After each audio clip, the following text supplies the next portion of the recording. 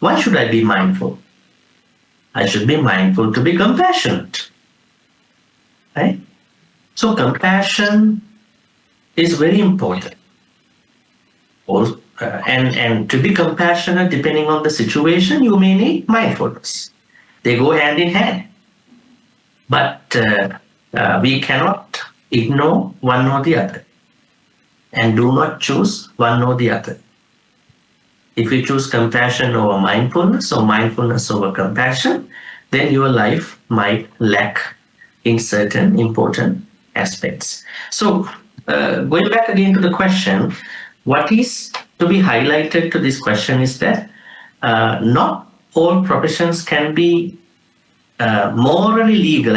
I would call it morally legal.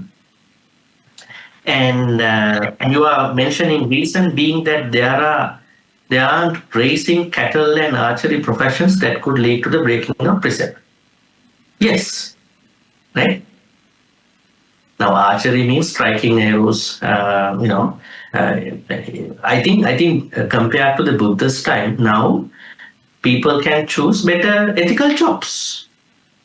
Maybe at that time there were no many jobs that were available to people. At least Buddha wanted to talk about it in a much more holistic way, right? Maybe he was referring to certain unethical jobs, maybe killing hundreds, thousands of animals, maybe selling intoxicants, maybe selling weapons, maybe selling human trafficking, and those kind of things. So compared to the severity of those unethical jobs, I think archery could be something that was kind of accepted at that time. But today we are looking at it from the 21st century time. So we cannot accept archery too. Okay? Then we will look at more ethical works. So that has to be solved by looking at what kind of job that I can engage in today's world. Right? Now think about farming at that time. How many times farmers have to, perhaps cane the cows, buffaloes in the paddy fields, right? Think about that scenario. I mean, now when we look at modern kind of farming, there are very revolutionary gadgets. Sometimes there are machines, and we don't need cows for that. We don't need buffaloes for that, right? At that time, those farmers had to use those cows, and they were punishing them, they were caning them, so much suffering for the animals. But now, as we see the automation, maybe AI has been revolutionizing the industry, we don't see that we still need animals to be caned like that to get done the paddy field or any cultivation.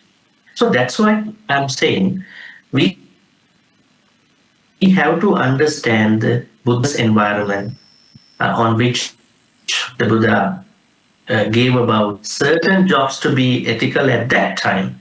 They might not be ethical anymore when we compare to. They were ethical compared to unethical professions at that time. But now we are living in a different kind of world. So we are looking at it from a very ethical perspective. Right? One thing is farming industry. If you go to a modern kind of farming, we hardly see animals are being used for that. Right? This automation is really happening. That is good. Thanks to the AI and automation for that. We are looking at it from an animal perspective, right? So what we need to take here is that try to see whether your work is unethical in the context of what the Buddha discussed about jobs. I think we discussed about a couple of jobs. Now here we go back again to the question. We know in one sutta called Anguttara Nikaya's 5.177, Vanijja Sutta, Buddha is talking that there are 5 jobs that are inherently unwholesome. What are they? Selling weapons and killing beings and excessive meat industry, selling intoxicants and selling poisons, right? So I can say all professions are acceptable as long as they are, I would say, moral. Moral mean, I would say, they are not stepping into Lobha Dosa Moha. At the same time, they are not going to harm others. Now, even this harming in today's world depends on the certain kind of jobs. Maybe someone might work for a tobacco company, distillery. Someone might work for a pub restaurant, right? Someone might work for the law enforcement, police, soldiers, right? So then what? I mean, we cannot say that these jobs are unethical in the first place because we don't know what intention that particular person is working in the industry. But it's better to avoid if you could. But if you cannot avoid, at least you work with the right intention in that work. Right? That is how we have to see. So we go beyond the legality of the particular point. We are looking at the moral side. Right? Moral side means definitely if it is breaching 5 precepts, if it is breaching 10 kusalas, right? That is how we have to look at it, not just the legality, right? If you look at it legally, because sometimes there are jobs that are legally right, but morally not right. They are unwholesome work, right? That is what I can say to that question. And the second question, Sister Amy, is it possible you can grab the mic? Otherwise, you have to stand all the time. Okay.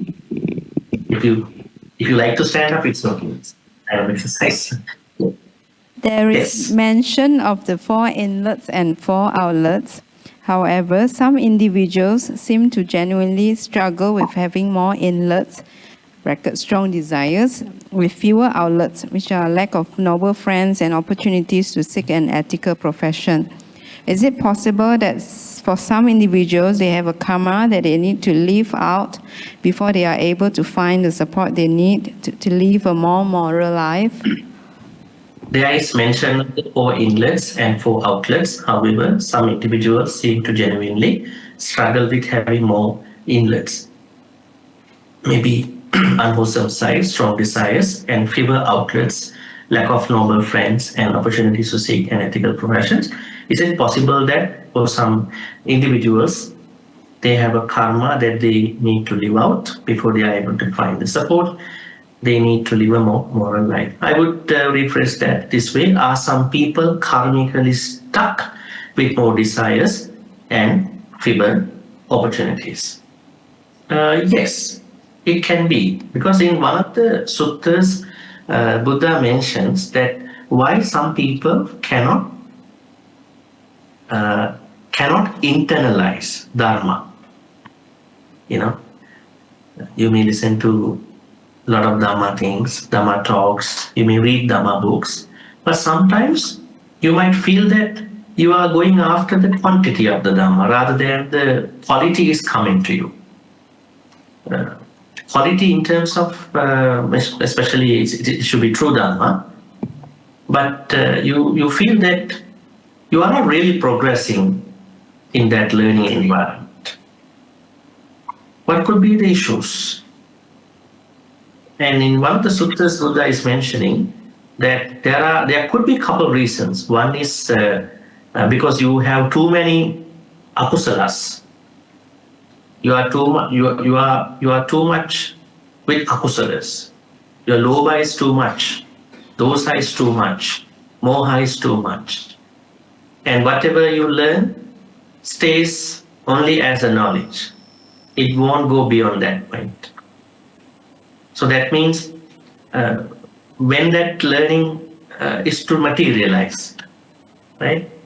Materialize mean how to make it internalize in my life, in your life. That means I need some kind of internalization of that dhamma, right? Otherwise, lots of what you call learning dhamma experiences will stay as knowledge only, dhamma experiences, and we learn a lot. We learn a lot of things like a degree, like a diploma degree, dhamma course, but it won't go beyond that to us. And one reason could be that the person is struggling with too much lobha, dosa, moha. Of course, these are the three things we have to diminish, reduce every day. It's not an easy experience. It's a challenging thing. We need some commitment for that. Right? It cannot be done in one day. You need to internalize. You need to understand your own lobha. You need to understand your own dosa. Then only you can progress in that. Right? So one thing could be our own akusalas. Another problem could be our past karmas, bad karmas. Sometimes when we have done so many bad karmas in past life, although we were reborn as humans out of a good karma, but still the Dhamma things we are learning do not reach to the point that you can internalize. Because those bad karmas are preventing you in making it internalize. That's why in the Mangala Sutta, Buddha said something, right? Buddha was talking blessings in Mangala Sutta, right? How many blessings did the Buddha discuss in the Mangala Sutta? 38 blessings, right? Out of the 38 blessings, there is one blessing that highlights this point. What is it? Ubbecha kata punyata. Having done good karmas in the past is a blessing, not now. Huh? Now you may do a lot of good karmas. Having done good karmas in the past. In the past means 20 years ago, 10 years ago. Well, of course, we're supposed to do good karmas now. This is about previous lives. That is a blessing. Right? So if it is a blessing, definitely, if someone was not able to do lots of good karmas in past lives, that could come as a certain setback to internalize the Dhamma. Right? So there are a couple other things. And another interesting thing about not being able to learn Dhamma, internalize Dhamma, is that looking at Dharma from a very technical point. Right? During the Buddha's time, none of these sutta books were, used by any of the monks. All they were Dhamma talks. Right? People were not going after the Dhamma books at that time. Nowadays, because we have too many books, we have too many things, we go down to the bottom of the Pali words. I mean, there's no harm for that if we really learn it properly.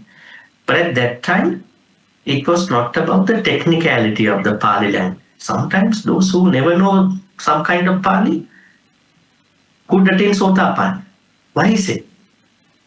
They were able to understand the concept. Anicca is a concept. Dukkha is a concept. Anatta is a concept. Sunyata is a concept. Anicca means impermanence or changeability. Dukkha is being able to understand dissatisfaction in life. Anatta is being able to understand the fleeting nature of our five aggregates. Sunyata means this emptiness.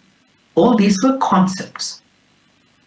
So if you only want to learn Dhamma from a very technical point of view, you will never be able to learn the larger, broader picture of the Dhamma too. Right? It's like somebody's trying to learn Dhamma like in a black and white perspective. And then The gray zones are going to be ignored in that perspective. Right? So, to answer this question, what I can say is that yes, some people can be uh,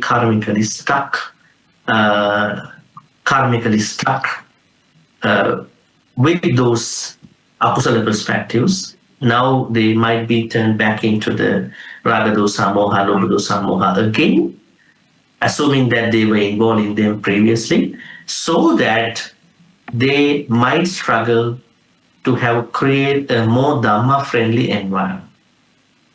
I think for some people, they are stuck into a lot of things. I don't have time to go to a temple. I have 5 dogs in my house. How to go to a temple? When I come back home, I have to walk these dogs.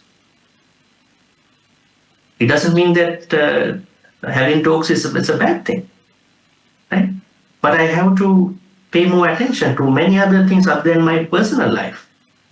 So where is the space for learning anything beyond that? Unnecessary commitments, right? In life, we have to commit to important things. Otherwise, what will happen? We won't have time to commit to the important, holistic Dhamma things. Because we already have commitments. What to do? When you wake up, get up in the morning, since the breakfast up until the evening, and you are so much preoccupied with the things. You might learn certain Dhamma things, but you don't have time to internalize, think about how to do this in my life, how to understand my own issues, how to get to know me. I normally get to know other people, right? Whether they are good or bad, whether they are beneficial for me or not, but how to get to know me. When do I find me? Have you found yourself? Yeah, in the mirror, right? But have I been able to find us in our real life? Right? That's the question. What do I mean by being able to find us? Being able to find this true person, real person, without creating a superficial nature to this person, without justifying, without defending. Have I been able to find myself? Then only I can see my lobha level, my dosa level, my moha level, my dana level, my metta level, my panya level, and what is to be cultivated, what is not to be cultivated. All these will come to me in a much more clear perspective. So I think although some of you may be stuck with certain karmic things, if you think so, it might be, you don't have to worry about it. Why? Now, at least you have entered into the space, entered into this Dhamma environment that you need to do something. You can change your karmic things. Buddhism always says you can change your karma. Who is talking about the change of the karma? Normally, pre-Buddhist philosophies, pre-Buddhist teachers were always talking about a concept called fatalism. Fatalism means everything happens in its own way. Only Buddhism talks about the possibility of changing those karmas. But unfortunately, what our people are doing is that rather than changing the bad karma into the good karma, they are changing good karma to the bad karma.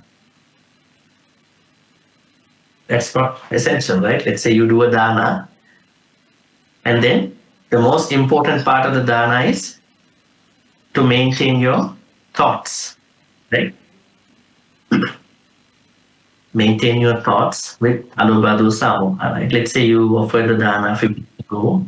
Now you are looking back at the same dana. What if you come up with a certain thought, a certain thought about unhappiness, unsatisfactoriness about that dana, people, what you offer, who received, and the situation? Then you will bring that good karma into a certain akusala karma, right? Because the importance of any good karma is to maintain that good karma. not to bring it back to an akusala karma. So definitely, as the person who asked the question, yes, we may be kind of stuck with our own karmas, but by understanding, by learning, understanding Dhamma things such as the Dighajanu Sutta and many other suttas, we find the way to break free of those less opportunities to make more opportunities. So it's very possible for any of you to overcome that situation. You don't have to worry that I have to continue to be stuck in that way. So if you think you feel stuck, you can start small, cultivate good habits, kusala karma as a habit, right? Not only on one day. Associate wise friends, kalyana mittas, right? Because the Buddha said in Dhammapada, just as rain fills rivers drop by drop, so does merit accumulate bit by bit. That means you can change your karma. You can create, you can change your destiny in that way. You don't have to think you got stuck. You can definitely change your possibilities, opportunities, and you can create more potentials. So being born into a karmic level could be normal to all of us, but being always thoughtful that I cannot overcome this karma is un-Buddhist. Because Buddhism always talks about, just like in the Chulakama Vibhanga Sutta and many other suttas, Buddha asks us to do more good karmas and make good karmas as habits, and then you will be able to break free of those past karmas for the most part. Okay, third question. Bhante, third question. What are the practical steps a lay person can take to seek out and maintain kalyana mittas? Okay, this is something we discussed in our Dighajanu Sutta discussion. How can lay people find and maintain kalyana mitta? What are the practical ways? Okay. May I know what did we discuss according to the kalyana mitta in the Dighajanu Sutta? We said that it's very important to associate those of who. What should be the nature of those people that we should associate with? This is a revision, huh? What should be the qualities that we have to find with regard to finding kalyana mittas? Saddha, Sila, Chaga, Panja. Right? Looks like it is still new to all of you. Right? Looking at you. It shouldn't be new to you because otherwise you might be making a lot of papa mittas, bad friends. When we think about kalyana mittas, are those who have more saddha than me, more sila than me, more chaga than me, more panya than me. Those are the kalyana mittas. What if we are making people who have saddha, sila, chaga, panya, trust about the Buddha Dhamma Sangha, morality, then less chaga, less panya? We can make friends. We have no problem to make friends because we have to make friends with everybody, right? But we cannot make closer kalyana mitta friendships with those people, right? Think about you associate somebody who is always killing beings, who is always stealing other people's stuff in normal life, in work life, and you have a friend who is always sexually misbehaving, right? What if you have a friend who always lying to you, and you have a friend who is always into drinks and drugs and anything, right? That kind of friend cannot be a kalyana. That kind of friend can be a friend. It's okay. No, we have to be friendly with anybody, right? but we cannot make them as Kalyana Mitras. Why can we not make them Kalyana Mitras? Let's say you make them a very close friend with you for 4 or 5 months, even 2 months. Right? The person is into drinks, drugs, even food and drinks too much, excessively. What will happen? It might affect you as well. That's why the Buddha said, because we have to practice metta, we cannot isolate anybody. We still say hi and bye. But when it comes to our closer friendships, we cannot keep them as Kalyana Mitras. Right? So what can we do? We have to understand then that you're asking the question to be how to make practical ways to find them, right? Then you have to find out who have the trust about the Buddha Dhamma Sangha, right? Maybe more trust about Buddha Dhamma Sangha than you, right? Because there are people who has no particular trust about the Buddha. There are so many ambiguities, doubts about the Buddha. There are people who are always doubting the Dhamma.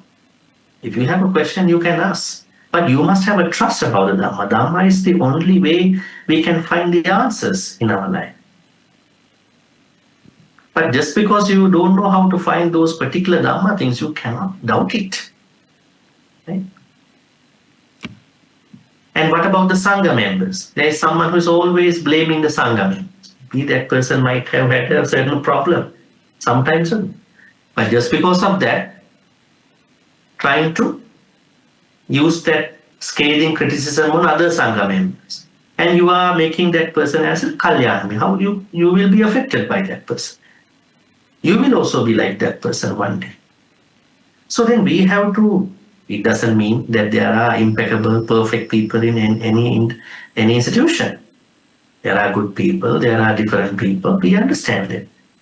But when it comes to understanding a Kalyana Mitra, we can check with how much trust, Saddha, that particular friend has about Buddha, Dhamma, Sangha. This is one way to check. Second way, Sila.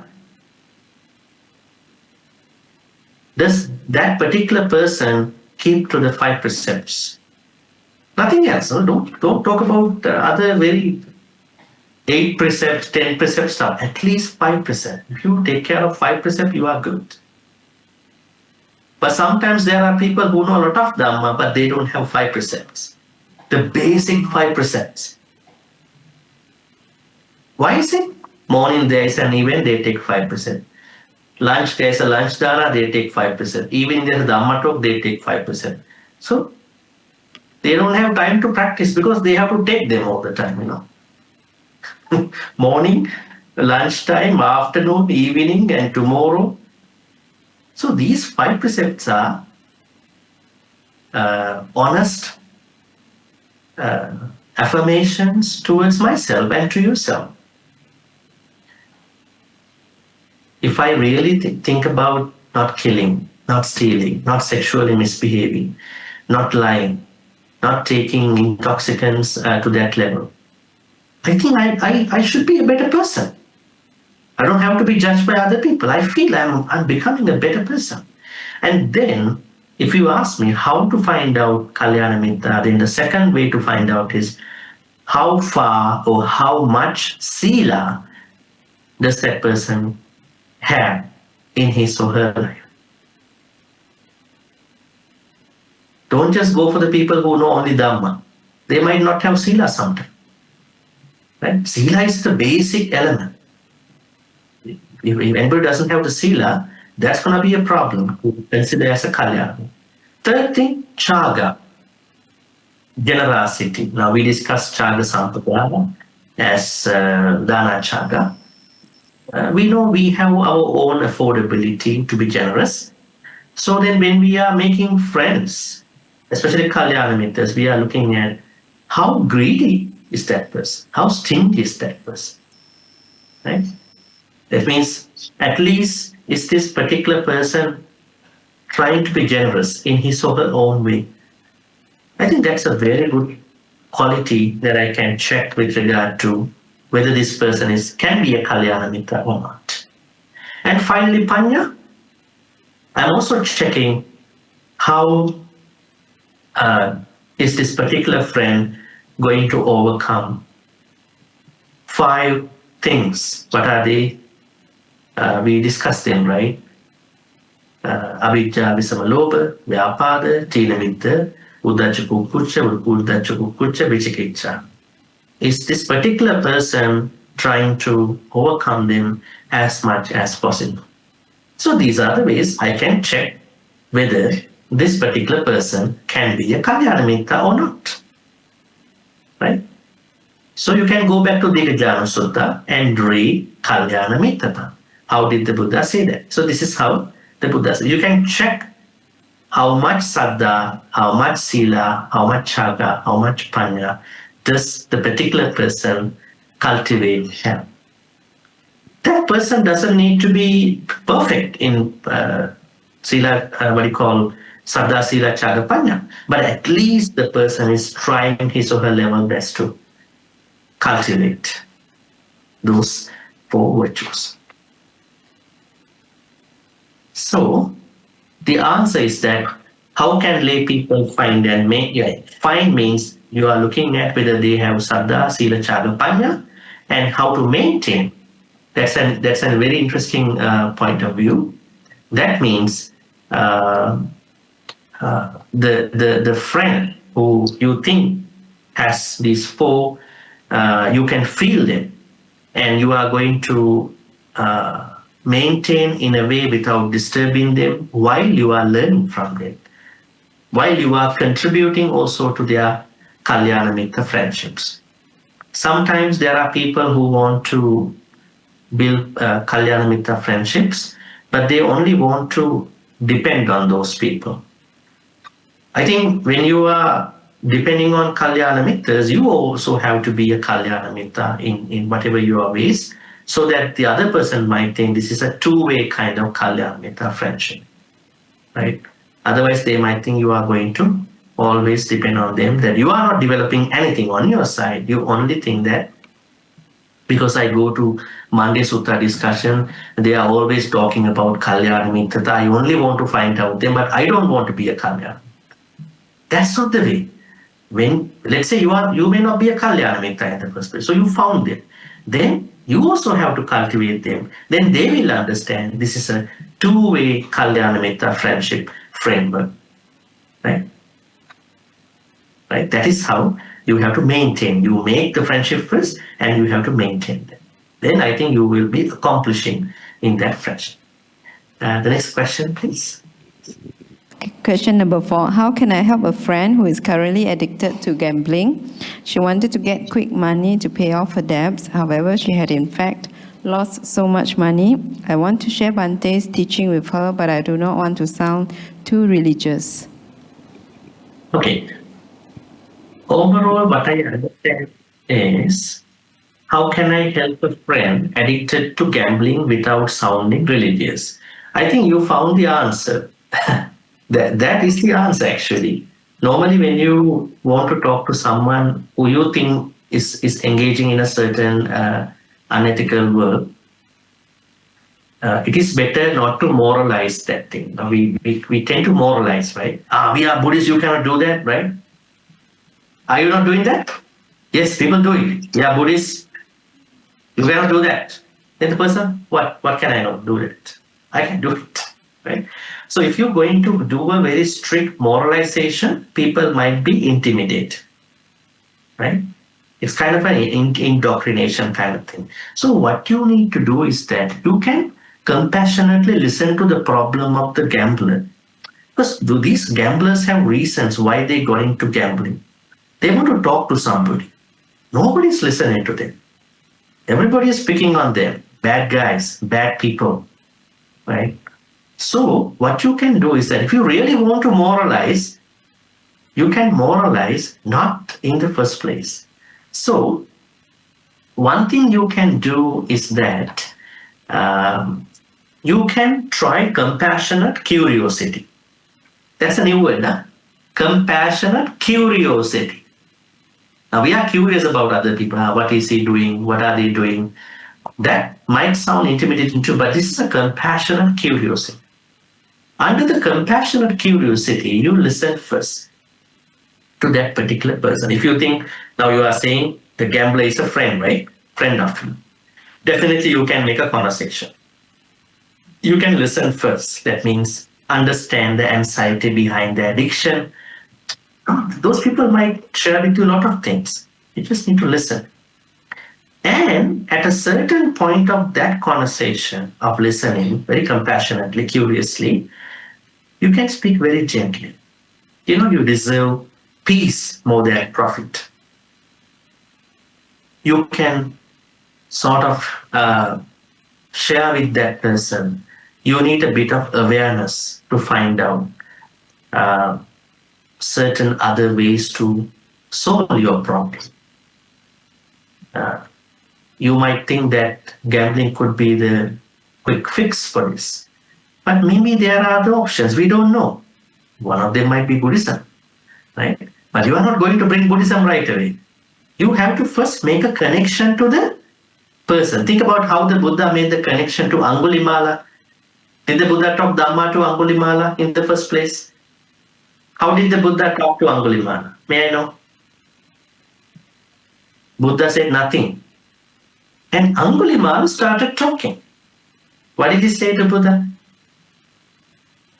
Monk, he doesn't know who is this person, right? Monk, stop right over there. And then the Buddha said, oh, this is a good way to start a conversation with him. He said, yes, I have stopped here, but you are the one who is running. Then Angulimala, although he was a criminal at this point, he was the genius student in the class, the smartest student in the class. He was thinking, monks don't lie. Huh? Perhaps this monk is not lying. I haven't met a monk. Maybe what he is saying is true. Maybe he is talking not something physical, something metaphysical, something existential.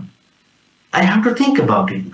What kind of metaphysical reality is he referring to by saying, I have stopped and I am running? He was thinking, oh, he might be talking existence, samsara. That's a very interesting way how the Buddha made him to think about what he is doing. In the same way, if we are having friends who are into unethical activities, might be gambling, might be addiction to gadgets, might be addiction to people, we have to find some smart ways to talk to them. Especially, you don't try to talk whatever the things you know from Dhamma right.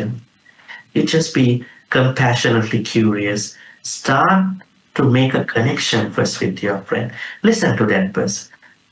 And because these gamblers and all these people have a way how they have rationalized their gambling. Try to talk to anybody who is alcoholic. Think about a drug addict. Try to talk to a drug addict. They have a very harsh way of rationalizing taking drugs. They rationalize in their own way. But what if someone is creating a certain compassionate curiosity and to make a connection, the person will share why and how he got into drugs. This is what rehabilitation is looking like, We think rehabilitation is something very different from moral teachings. And then, in the way how I explain about this particular gambler, you might be talking, are you sure that this is the best way to spend time or to solve your problem? And then the person will start to think about it, curious about it. And then at that point, you might be suggesting, perhaps, Buddhism is not all about nibbana, enlightenment. Buddhism is about a successful life. Oh, really? I don't think so. All the Dhamma talks I listen to monks, they are always saying, go to nibbana. I don't think that's a successful life. No. Dighajanu Sutta. Oh, really? What is that? Dighajanu Sutta, you read that. Anguttara Nikaya. Really? Let me see it. You're finding ways for the gambler to find out the answer here. right? Because these people think if we talk about Buddhism, it's all about ending samsara. Before ending samsara, we have to be sustainable in the samsara. Don't pick up Sopaka, Rajumala, these examples. They were very unique people. You cannot compare you to them. They listen to one Dhamma Tokate Nibbana. Majority of us are normal people. Right? Because some people, when they read about Buddha's life, if Sopaka could attain Nibbana, why not me? If Angulimala could kill 999 people, why am I not? I'm going to temple more than 1,000 times now to Buddhist Mahavihara. But where have I gone? Right? That's the thing. We want to compare right away. Right away. Because we want immediate benefits. That is the problem. So for this gambling friend, what I can say is that don't try to intimidate the person with Dhamma things, moral things right away. Try to make a connection to that person, keeping your boundary. If you don't keep the boundary, you will become a gambler too, right? Gambler will take you to the gambling. So you have to keep your boundary. At the same time, you are negotiating in a proper way. Finally, it will become a good negotiation. And you are curious in a compassionate way. You show the gambler that I really care about you. You're my friend. But something is wrong somewhere. I want to support you. But this won't be the right way. You are sharing this after you listen to the person's story, and then you are sharing some of the important teachings. Dighajanu Sutta is one of the very best suttas about it. Why? Dighajanu Sutta does talk about balanced finances. What will happen to someone who is in gambling? Can that person stick to practice what you call samajivi kata? I don't think so. If you want to gamble, then you have to spend more than how much you earn, right? Your financial priorities will be ignored. So the answer to this question, once again, how can I help a friend addicted to gambling, is that you can make a connection to that person, keeping your moral boundary. Show that person, I care about you. And at a certain point, you try to share that there are other ways to cope up with your problem. This is not the only way. This might be a quick fix, but at that point, you can share a certain Dhamma teaching, just like Patakama Sutta, especially Dighajanu Sutta, in a very unintimidating way with your friend. I hope things can change, not in one day when you make that connection in the long run. Okay, the next question, please.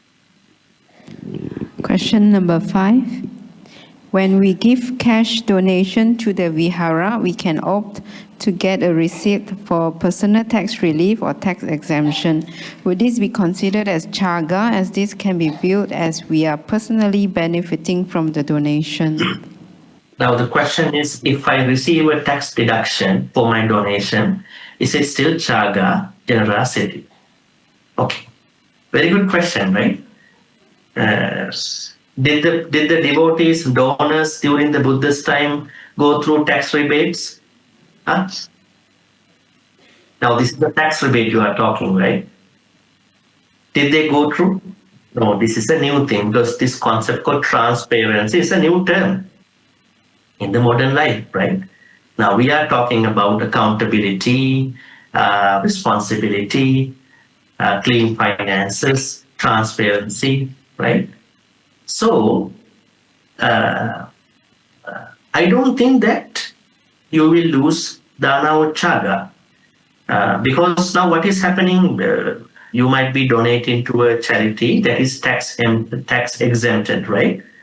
The charity is tax exempted. Why is it? The government wants people to donate to that charity, right? Why is it? They are monitoring the charity. There was tax revenue agency in the country, or the government. They are always monitoring how is this charitable organization handling their money, right? Are they doing business? If they are doing business, they will. But what will they do? This is a normal idea. They will cancel the charitable status.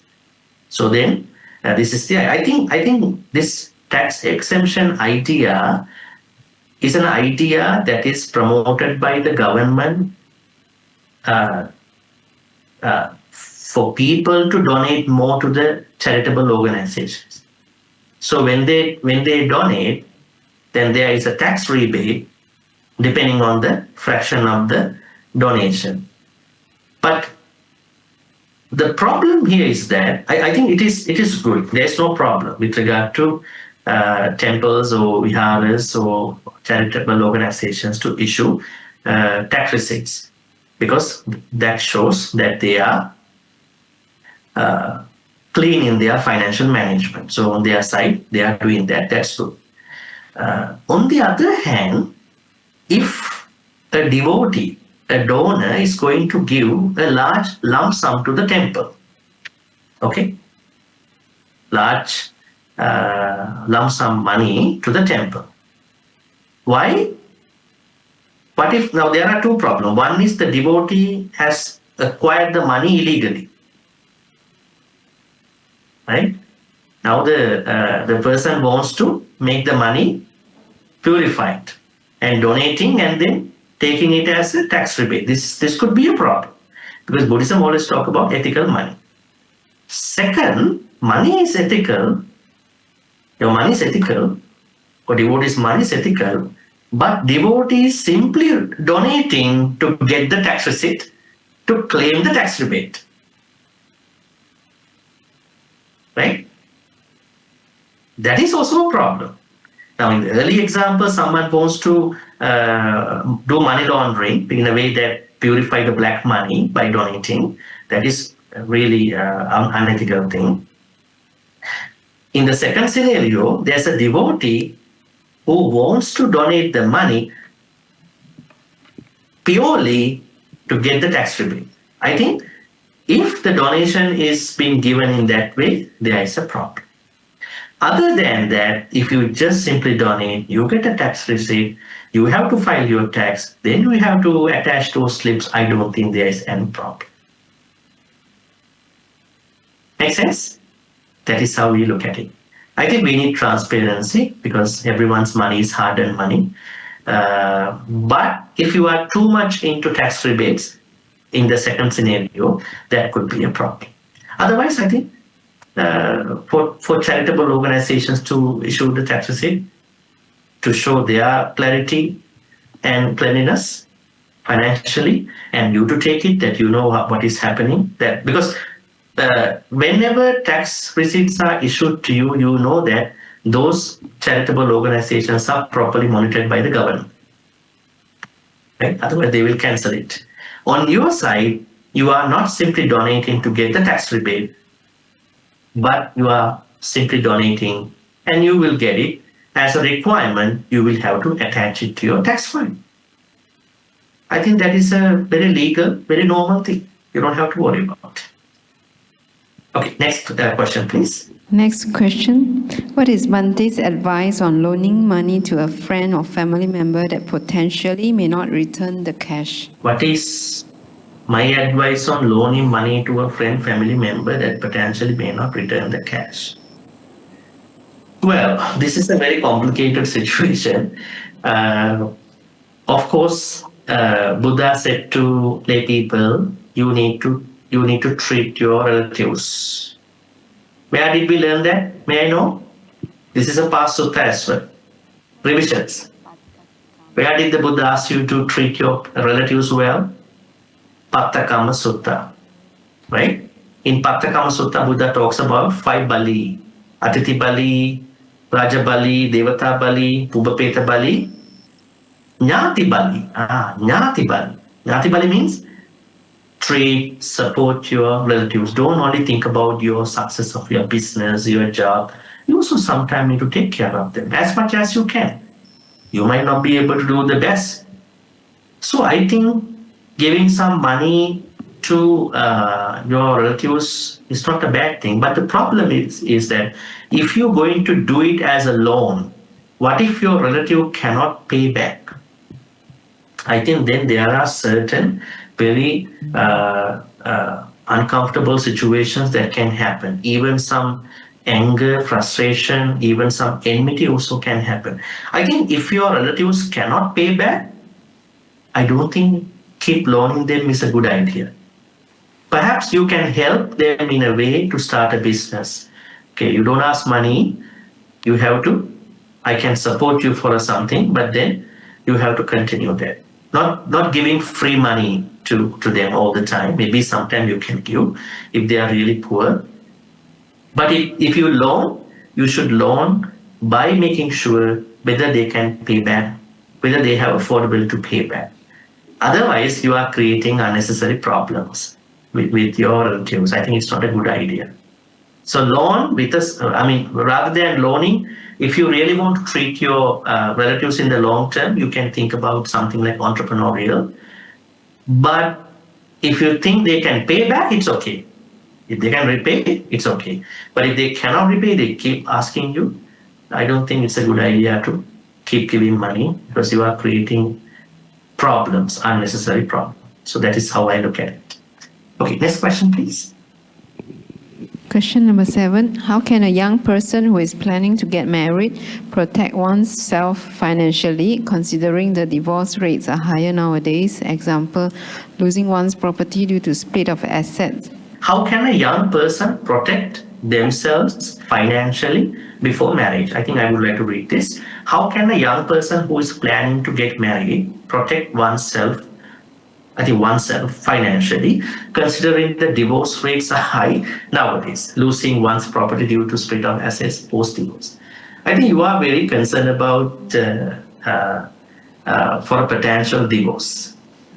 Then you should look for you should maybe wait. Maybe you should look for a person that you can really settle down more than the money. And even you found out something good, somebody that you feel good, but still we don't know what will happen in today's world, right? Because nowadays everybody is too much self-centered about what they earn, what they do, their prestige, their education, right? They are so much self-centered in today's world. Many of the people. So if you find someone who is very self-centered, and you are now looking for whether I can keep my money that I earned before I get into this marriage, I think it would be a little bit a win-win situation. So in my understanding, I think, you will try in your own way to make money and keep the money.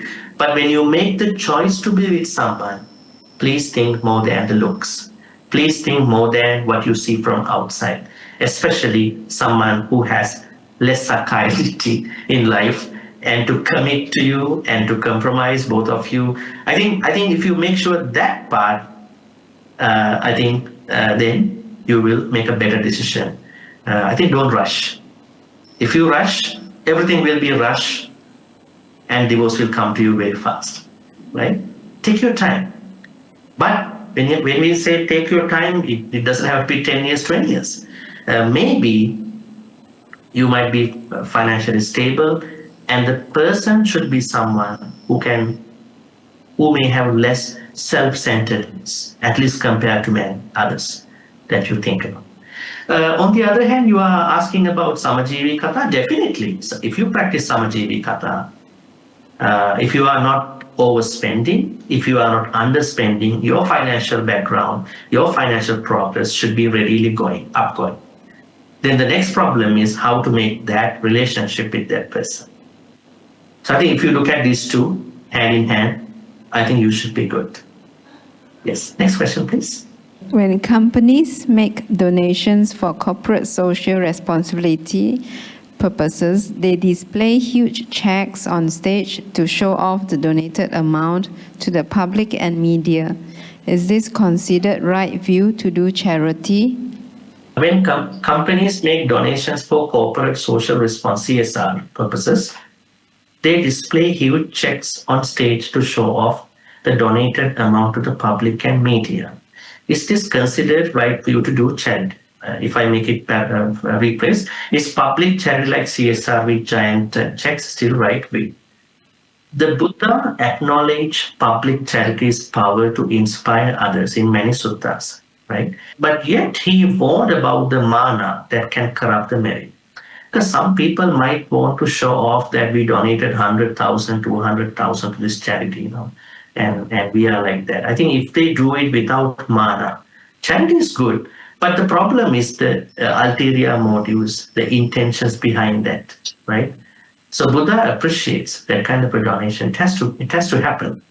But at the same time, the intention behind that charity also matters. We don't know those corporate organizations, what kind of thoughts that are behind in their charity purpose. If they are having the proper thoughts, such as when they don't have any that much unnecessary pride, or maybe if it is more about what you call kusana purposes, they have a worthy cause, good cause.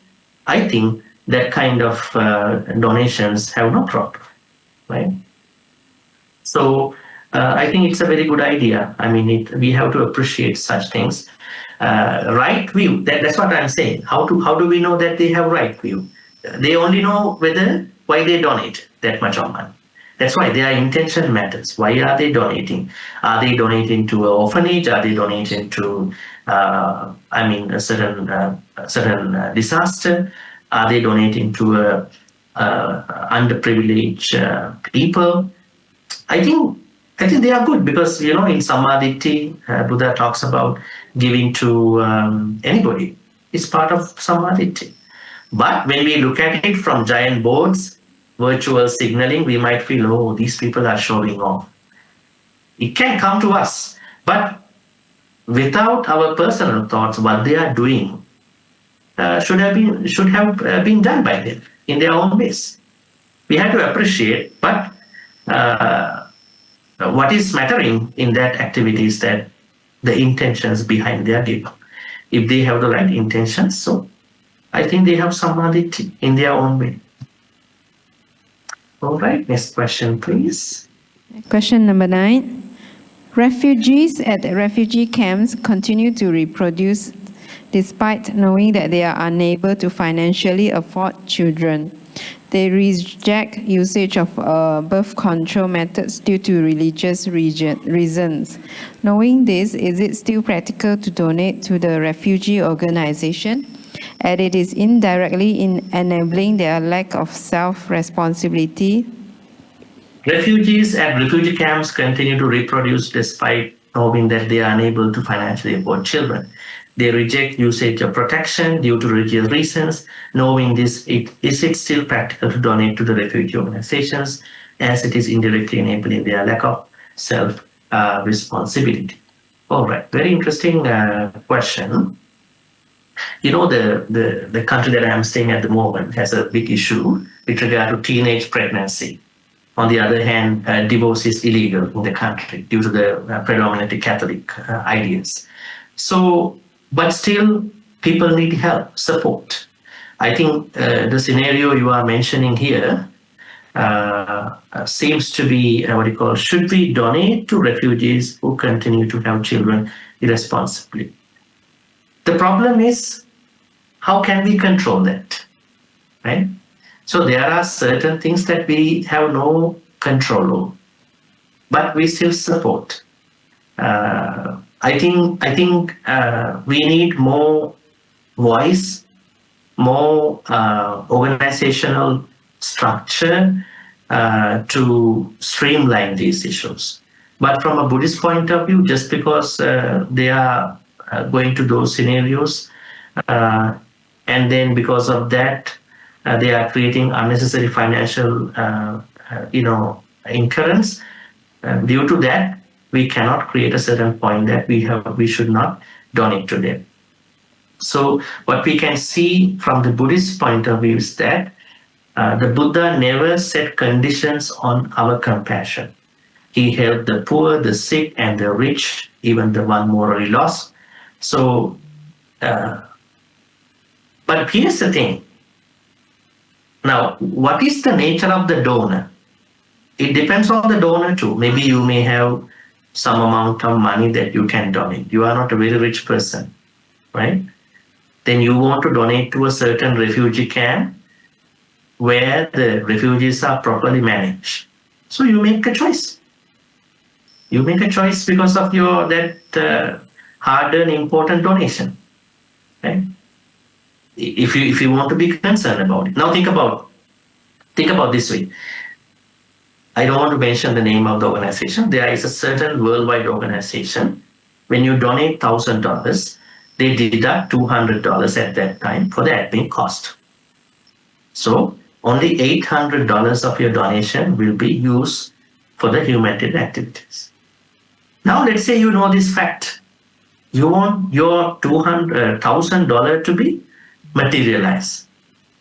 Then if you think you want to materialize all that donation, you can look for another organization. So I think this question seems to me like that. Both are doing something. But if you think that your donation should be going to a refugee camp where refugees are better streamlined, I don't think there's any harm to do that. But don't set conditions on your compassion. Right? You are just giving for the what do you call refugees. You cannot control their emotions at that point, right? Why I control other people and give my donation, right? I think that is a problem in Buddhism. I don't know how to control it. So we will look at it that way. We should not set boundaries on compassion. But if we can find a refugee camp where refugees are better streamlined to that level, where they are managing well, so that your donation will be better used for the refugees' well-being, then you may go for it. Okay, next question, please. Question number 10. Question number 10. Some people donate to animal shelters as advertised online and later found out that it was a scam. Although their intention to donate was genuine, how does one now deal with the feeling of being betrayed after knowing the truth? All right. Question number 10 is interesting too. It's all about donations now. I don't know why. I mean, a couple of them are about donations. Okay. What if my donation was a scam? How to handle betrayal? Some people donate to animal shelters as advertised online and later find out that it was a scam. Although their intention to donate was genuine, how does one now deal with the feeling of being betrayed after knowing the truth? I think some time ago we discussed about digital awareness. Now we have to understand we are not in a world that is run through physical aspects. Now most of our life, donation, many things are happening through digital world. Then what should we have? We must have a digital mindfulness, digital awareness, right? How to find out a better website to donate, how to donate properly. Why are we just carried out by certain posts by different people online? We have to check, is this a place I should donate? I think the people who might be drawn into this are the ones who have never explored the problem and then right away, out of lots of compassion, without wisdom, they donated without wisdom. Now they feel they betrayed. So my suggestion is that next time when you donate, you need to do a bit of exploration about the particular cause that you are donating. Not to suspect those people. Just to be it's about money, right? Just to be on the safe side. Right? Sometimes when some people donate to the scammers, they even threaten you. Right? They even do more harm things to you. Not even that they take donation and go away. That's why it's better to have a certain digital mindfulness, digital awareness about paying online and the people that we want to pay, organizations that we want to pay. And we should have our own way of finding the genuineness of these causes. I think that is what I can suggest. So we can at least save from future scams. Because scammers are working 24 hours. They are working 24 hours online. Even you are not working 24 hours. So then if they are working 24 hours, there is a certain possibility that you maybe get caught up by them, because you might not be digitally mindful, digitally aware. But you might be mindful in the Vihara temple, but might not be digitally mindful with your gadgets, your stuff. That's something very important in today's world. It's not an extra activity. It is our day-to-day activity nowadays. And then next question, please. Question number 11. Certain international medical organizations offer huge pension packages and lifestyle benefits to their staff, especially expats. However, the organization rely on worldwide donations to run their projects in war zones, rural areas, poverty zones, and potentially to pay their staff salary and some level of lavish lifestyle benefits. Are we donating for the right causes to such organizations? All right. This question is also about donating. Perhaps these questions come from Samaji, and I'm happy to answer. We'll see. Take a look. Okay. Are we supporting luxury lifestyles when donating to international NGOs?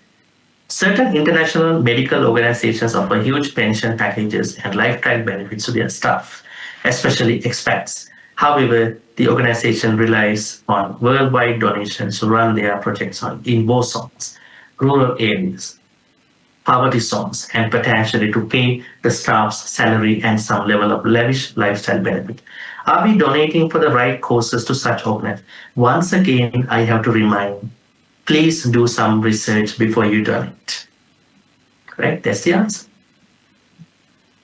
I think we are not very much mindful about internet information, especially when we see a certain compassionate issue, right away we want to donate. Oh, I feel like so compassionate, outpouring with compassion. I must donate. Yes, you have to donate if you want, but do some research before that. Wisdom is number one, then compassion at that point. Wisdom plus compassion, not wisdom minus compassion. A lot of people, compassion is wisdom minus compassion. No, wisdom plus compassion is what you need to have. So do some reliable research about it. A little bit of research. At least you don't know, you can ask from somebody about the subject. Okay, next question, please. Next question number 12, also about donation. A person who donates groceries to an orphanage center found out that the staff of the center have been taking home the donated groceries for their own use instead of being used for the orphans.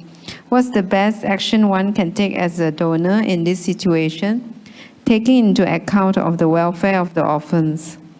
All right. Once again, the question is, what should I do if orphanage staff misuse donation? A person who donates groceries to an orphanage center found out that the staff of the center have been taking home the donated groceries for their own use. Instead of being used for the orphans, what is the best action one can take as a donor in this situation, taking into account of the welfare of the orphans? Okay, that's a big question again. Well, I don't know whether you have done the research before donating, so that question still remains here, valid here, but we will look at it in a different way too. Now, if this happens, we have to first look at the facts calmly, not to become very much agitated, mad, very fast. Because when something happens, the first thing that the Buddha asks us to do is to stay calm. Be calm first, and then raise the concern respectfully. You can raise the question if you are in this situation, and aim to protect the children, not punish the staff. If misuse persists, redirect your generosity, supply food directly, or collaborate with verified organization. You can supply the groceries directly. maybe not through the staff, if it is possible. So in the worst case scenario, you may have to, because you are not happy, right? You see something wrong going on. You may not be able to do it anymore, right? Maybe you will do the same good things to a verified organization. I think because the issue is that if you are not happy with your donation, then that could be a lesson for you to think about donating somewhere else that you feel verified. That is one thing. Second thing, that's the most important thing, do some research before donating. That will minimize lots of anxieties, problems that you may go through in your life, right? Otherwise, we are doing a good thing, and after doing the good thing, we feel very unhappy about it, right? That could be a problem, right? Your good intention should be untouched by others' misconduct. You gave it, let's say, you understand you cannot do anything. It's a place of a lot of corruption. You can't do anything for it. Then you think about, okay, my last time of donating, I have good thoughts. I donated wholeheartedly, but I know that I cannot do a lot of things. I can maybe complain if it is in the proper way, but if I even cannot do that, I will start donating to some other place. But keep in mind, let them not destroy your generosity, generous thought, right? That is the most important. Some people, when they donate to the wrong place, the wrong place destroys your generosity. That could be the problem. Then you will not donate to anybody, right? What kind of harm is happening because of the generosity? You went to do a good thing and they destroyed your good thing after. So I think do the research. If that happened, try to think in a different way. I support it. And next time I will do in a different way to another place. Next question, please. Next question, Question number 13. Chaga, what is the utmost importance, the giver, gift, or receiver? All are important, right? First giver, then the gift, and then the receiver. The Buddha told in the Dakkhina Vibhanga Sutta in the Majjhima Nikaya, giver has to be moral, at least the giver should have 5 precepts, and the gift has to be earned through ethical ways, not killing, not selling poison, all that.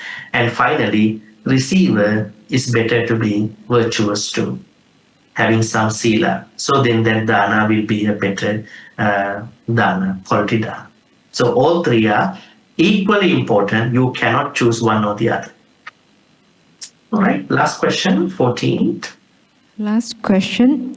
When protecting wealth with vigilance, how do we ensure we are not getting attached to wealth and comfort and creating the causes for further suffering should we lose it? Very interesting, huh? How can we protect wealth without being attached to it? When protecting wealth with vigilance, how do we ensure we are not getting attached to wealth and comfort and creating the causes for further suffering should we lose it?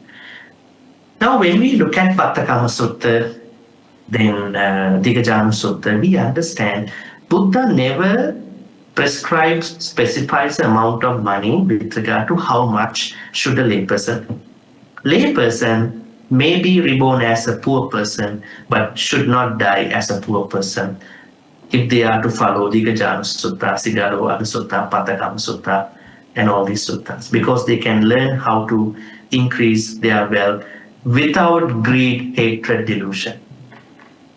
You may use branded stuff, you may use very expensive stuff, it's perfectly okay, but what is important is that not to create that clinging towards your stuff. You know that these are fleeting. These are fleeting, these are dynamically fleeting. But what if you become like that? No, I don't need brand, I have money but I want to buy. That is your choice. But Buddha never said you always have to be spending a minimalist life. No, just enjoy your life, but without clinging. Don't create craving for the stuff. You just live. It depends on different people. Some people don't want to live on that kind of a living.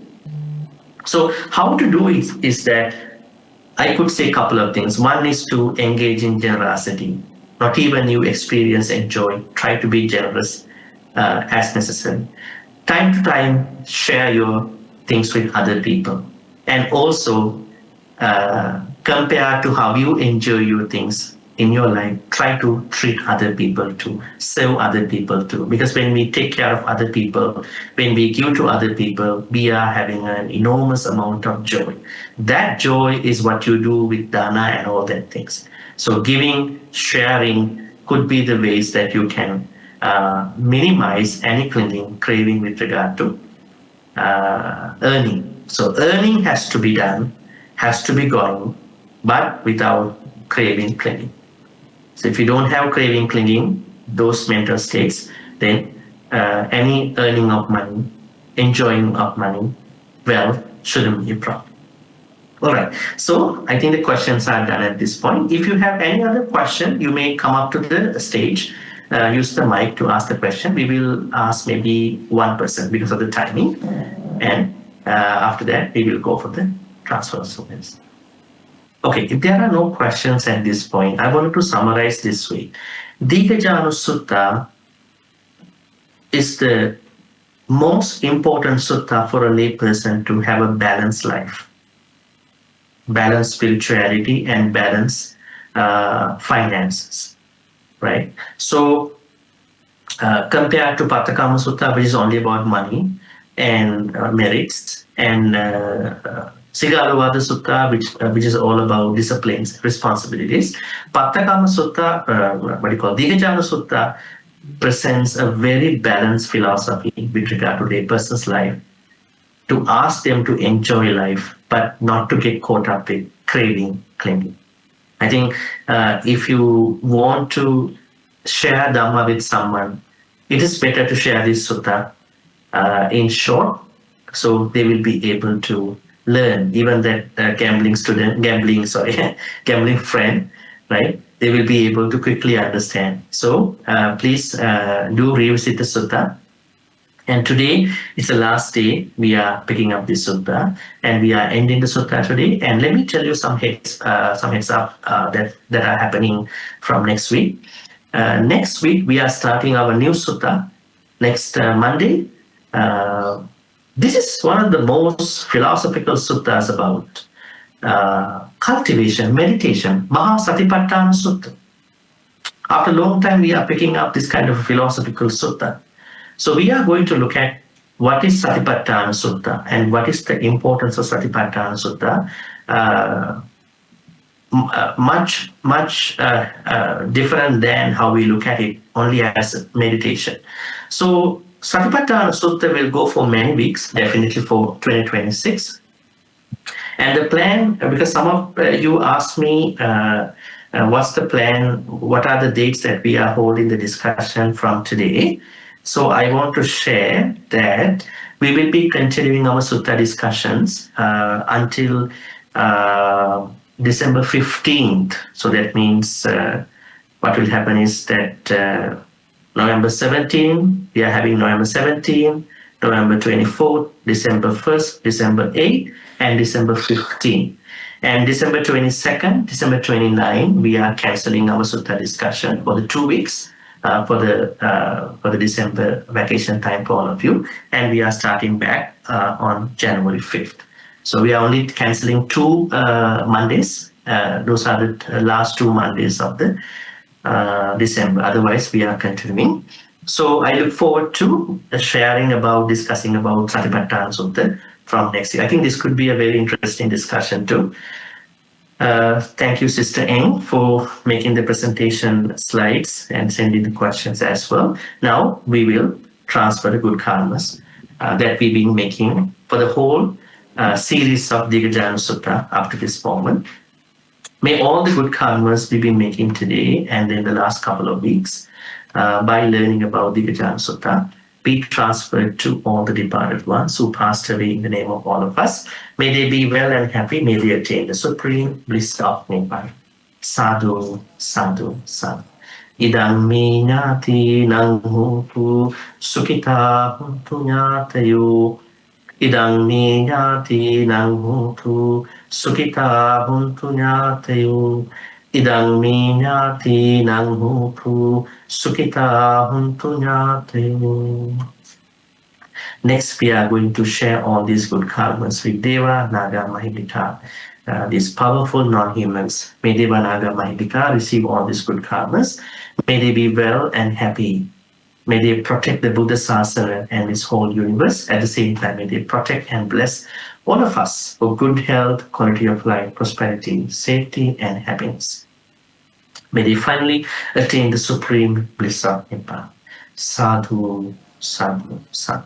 Etavata cha amhehi sampatang punya sampadang sabe deva anmodantu sabba sampatti siddhya. Etavata cha amhehi sampatang punya sampadang sabe bhuta anmodantu sabba sampatti siddhya.